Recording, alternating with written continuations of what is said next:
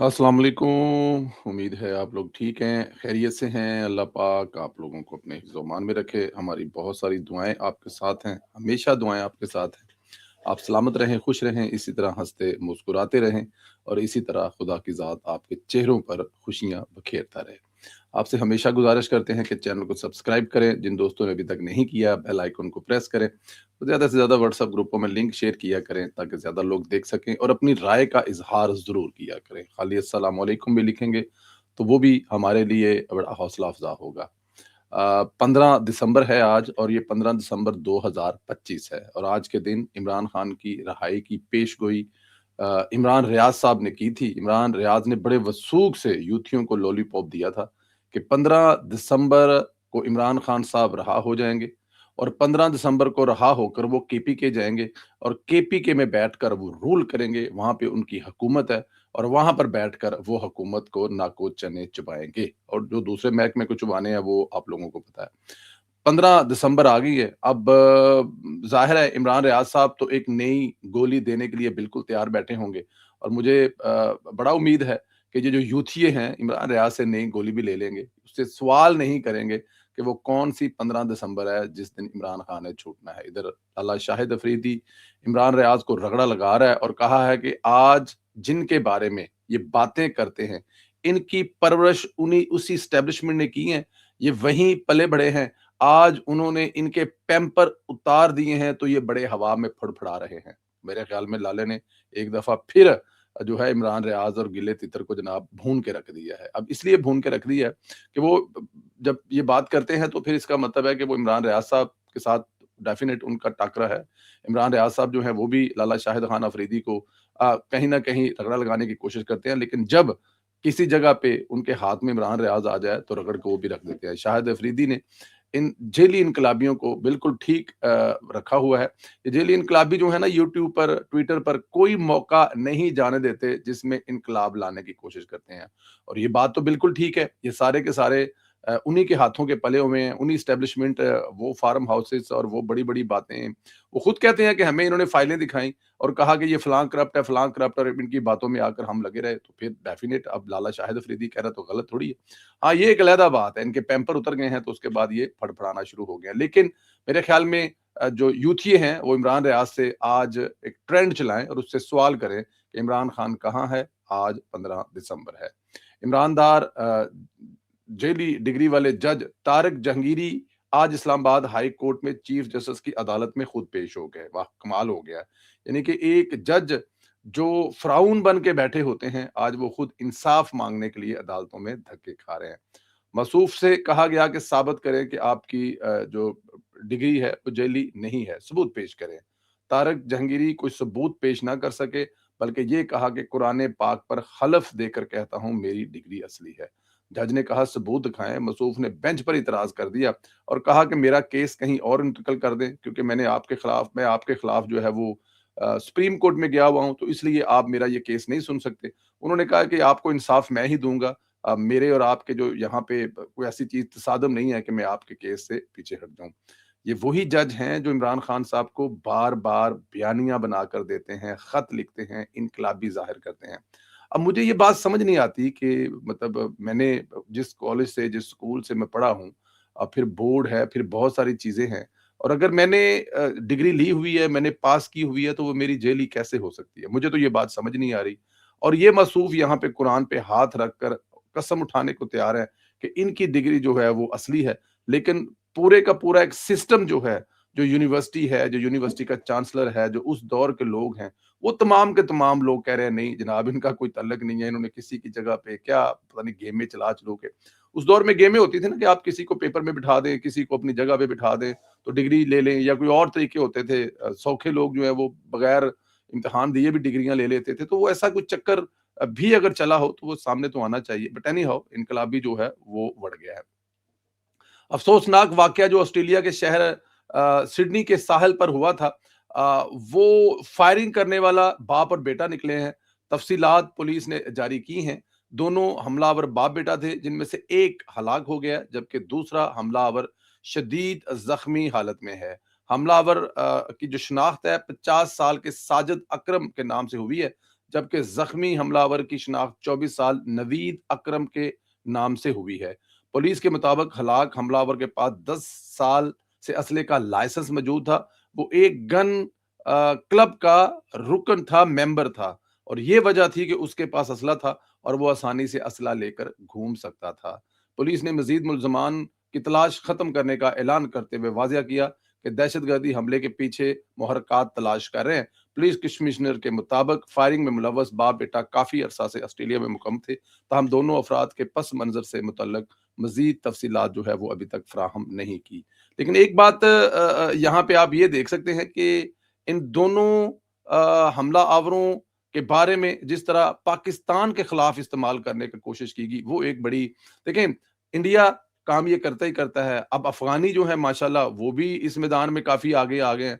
उन्होंने भी touch mobile इस्तेमाल करना आ गया अफ़गानियां नू। उसको भी किसी अक्लमंद ने बंदूकों की जगह पे जो है वो अब दूसरी ये बंदूक पकड़ा दी है कि भाई आप वाली बंदूकें जो है पुराने ज़माने में चली गई है, ये वाली बंदूक है, इसको इस्तेमाल करो पाकिस्तान के खिलाफ। लेकिन यहाँ पर जो सबसे पहले खबर चली वो यरूशलेम पोस्ट से चली। मतलब यरूशलेम पोस्ट जो है बड़ा अखबार इसराइल का, उसने भी अपने पहले सफ़े पर नवीद अकरम वाली स्टोरी लगाई और 24 साला ये जो नौजवान है इसको साबित किया कि ये पाकिस्तानी है।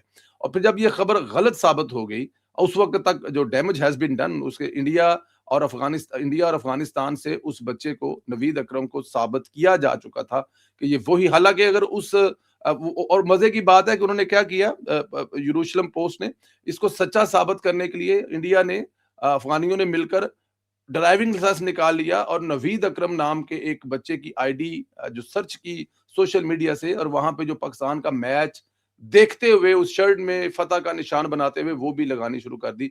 हालांकि ये वो नवीद अकरम नहीं था, बल्कि कोई दूसरा नवीद अकरम था जो जिस जगह वाकया हुआ उससे काफी दूर रहता था, और उसकी उम्र भी 24 साल नहीं है, वो 35 साल 34 साल का है। प्लस वो यहाँ पे इंजीनियरिंग की डिग्री हासिल करके अपना काम कारोबार कर रहा है। तो और वो रहता भी इस जगह से काफ़ी दूर है, और उसके वीडियो बयान ने भी साबित किया, "ओ भाई मैं नहीं हैगा, ये कोई होर नवीद अकरम है।" लेकिन क्योंकि ज़ाहिर है इसराइल से ये खबर चली, इसराइल के मेन अखबार में खबर लगी, और उसके बाद इसमें फिर हिंदुस्तानियों ने जंप लिया और उसके बाद अफ़गानियों ने जंप लिया। लेकिन पाकिस्तान की अवाम, Pakistan social media activist, Pakistan के जो मिनिस्ट्री इन्फॉर्मेशन है, मिनिस्टर तारड़ साहब और उनकी टीम, और जो जो ये एक्टिविस्ट हैं जो हमेशा अपने मुल्क के साथ खड़े होते हैं, उन्होंने बर वक्त इसका जवाब दिया और इसको डैमेज होने से रोका, डेफिनेट रोका। अगर वो सामने ना आते, उस वक्त ये चीजें सामने ना आई जाती, पाकिस्तान तहरीक इंसाफ का जो सोशल मीडिया है वो जो इसको जिस तरह से लेके चल रहा था, तो डैमेज ज्यादा हो सकता था। तो यहाँ पर जो फेक न्यूज है, इस दफा ये ऑस्ट्रेलिया से, इस दफा ये जो है वो इसराइल से शुरू हुई। एक और चीज जो साबित करती है कि ये पाकिस्तान से इनका कोई ताल्लुक नहीं है, वो ये है कि दाश से ताल्लुक निकल आया। ऑस्ट्रेलवी मीडिया का दावा है कि जो बीच पर हमला करने वाले मुल्ज़मान दाश के वफादार थे। गैर मुल्की खबर एजेंसी के मुताबिक बीच पर हमला करने वाले एक और हमलावर से 6 साल कबल दाश से रवाबत के शुआबत में तहकीकात भी की गई थी। हमलावर ऑस्ट्रेलियन इंटेलिजेंस एजेंसी की नज़रों में था। ऑस्ट्रेलियावी मीडिया के मुताबिक जॉइंट काउंटर टेररिज्म टीम का ख्याल है कि नवीद अकरम और साजिद अकरम ने दाश से वफादारी का अहद किया था, और बीच पर इनकी गाड़ी में दाश के 2 झंडे भी मिले हैं। तो अब दाश जो है वो पाकिस्तान में है ही नहीं है, उसका पाकिस्तान से कोई ताल्लुक नहीं है। उसकी किसी किस्म की पाकिस्तान में मौजूदगी के कोई सबूत नहीं है, और कभी किसी हवाले से कोई बात भी नहीं हुई। तो ये भी चीज़ साबित करती है कि इनका पाकिस्तान से कोई ताल्लुक नहीं है। एक और अहम चीज़ ये है कि ऑस्ट्रेलियाई वज़ीर दाखिला ने तस्दीक की है कि बांडी बीच पर हमला करने वाला कोई भी पाकिस्तानी नहीं था। जिस नवीद अकरम को भारतीय और Israeli social media accounts Pakistani बनाकर पेश कर रहे हैं, ऑस्ट्रेलियावी वज़ीर दाखिला ने इंकशाफ किया है कि नवीद अकरम ऑस्ट्रेलिया में पैदा हुआ है, ऑस्ट्रेलिया में ही परवरिश पाई है, कभी पाकिस्तान का विजिट नहीं किया। अब ये सवाल उठाना ही बददियानती होगी कि नवीद अकरम जो है वो पाकिस्तानी था, और नवीद अकरम ऑस्ट्रेलियन, एक वो ऑस्ट्रेलियन बाय बोर्न है, ऑस्ट्रेलियन शहरी है, वहाँ पे पैदा हुआ है, उसका पाकिस्तान से कोई तल्लक नहीं है, और ना ही कभी ज़िंदगी में उसने कोई पाकिस्तान का ट्रैवल किया है। हाँ, उसको जो दाश वाली जो उनकी गाड़ी से जो झंडे मिल रहे हैं, तो अब मेरे ख्याल में सूरत हाल काफ़ी वाज़िया हो चुकी है, और मज़ीद आइंदा चंद रोज़ में मज़ीद वाज़िया भी हो जाएगी। पंजाब हुकूमत ने टेक्नोलॉजी पर मुबनी झींगा फार्मिंग, आईबी ज़राअत और वैल्यू जीन के तरीही मनसूबे का बाकायदा आगाज़ किया है। वज़ीर-ए-आला पंजाब मरियम नवाज शरीफ ने आज ट्वीट करके बताया, 100 एकड़ मुश्तमिल आजमाइशी और तहकीकी मंसूबे की कामयाबी के बाद अब सनत को अमली शक्ल दे दी गई है।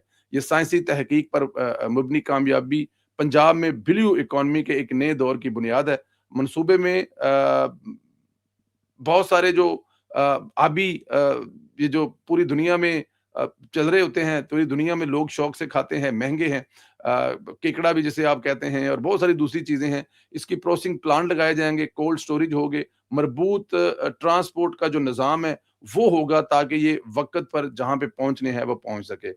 पैदावारी लागत कम हो और जो बरामदी मेयार है वो बेहतर हो ताकि ये किसी जगह पे ना आए कि यहाँ पे ये पाकिस्तान से बरामद होके आया है और इसकी क्वालिटी अब देखिए ना इसका अफ़ज़ाइश नस्ल ये अच्छी सेहत वाले हों, फिर इनको प्रोसेसिंग हुई हो, फिर ये कोल्ड इनको ज़ाहिर है वहाँ पे रखना है, फिर इनको यहाँ से एक्सपोर्ट करना है। अब इनकी जो मार्केट ज़्यादा बताई जा रही है यूएई और सऊदी अरब, ये बड़ी मार्केट है अगर हम उसमें उसको हासिल करने में कामयाब हो गए तो। मरियम नवाज़ ने बताया कि मार्च 2026 तक मुज़फ्फरगढ़, सरगोदा में 5,300 एकड़ मुश्तमिल झींगा स्टेट स्कैम किए जाएँगे और मज़ीद 2,600 एकड़ की फिज़िबिलिटी स्टडी जारी है।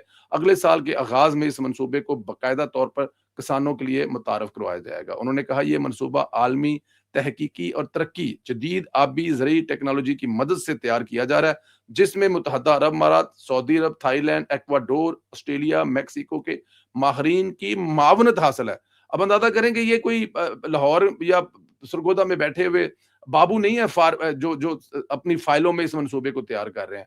इसके लिए जनाब मुत्तहदा अरब अमारात, सऊदी अरब, थाईलैंड, एक्वाडोर जो कि साउथ अमेरिका का मुल्क है, ऑस्ट्रेलिया और मेक्सिको इनके माहिरीन की क्योंकि ज़ाहिर है इन कंट्री में ये बहुत ज़्यादा पाए जाते हैं, बहुत ज़्यादा इसकी फार्मिंग होती है, तो वहाँ से लोगों को लिया गया है।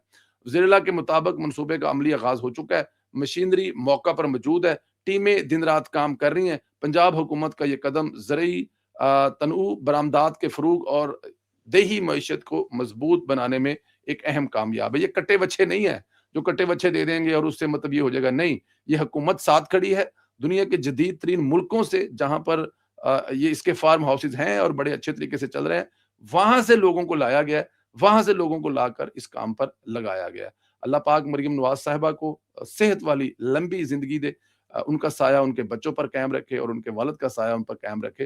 पंजाब के हर शहरी के दिल से यही दुआ निकल रही है कि मरियम नवाज़ सलामत रहे, खुश रहे। अगले वीलॉग में आपसे फिर मुलाकात होगी। गुज़ारिश है कि अपनी राय का इज़हार करना मत भूलिए। बहुत शुक्रिया। खुदा हाफ़िज़।